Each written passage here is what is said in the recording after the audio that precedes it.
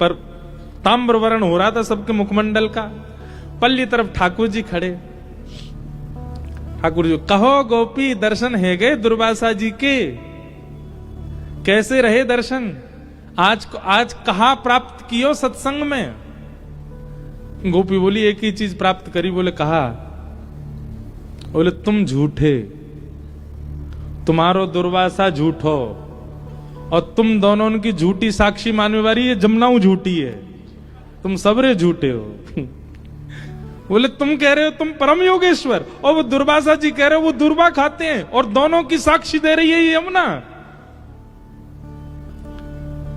ठाकुर जी बोले, प्रत्यक्ष दृष्टि से देखोगे तो ये झूठ दिखेगो, लेकिन वास्तविकता यही है कि मैं योगेश्वर हूं। स्त्री पुरुष का भेद मेरे चित्त में नहीं आता।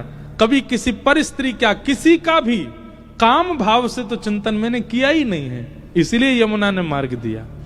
और दूसरी बात, दुर्वासा जी, वहां दुर्वासा जी को आपने 56 भोग दिए। प्रत्यक्ष दृष्टि में आपको लगा कि उन्होंने सब पाया, पर अप्रत्यक्ष भाव से वे दूरवा ही ग्रहण करते हैं। उनका किसी वस्तु के प्रति कभी पूड़ी खाई, सब्जी खाई, खीर खा गए, कड़ी खा गए, ये प्रत्यक्ष दिखा, पर उनके मन ने कुछ भी स्वीकार नहीं किया।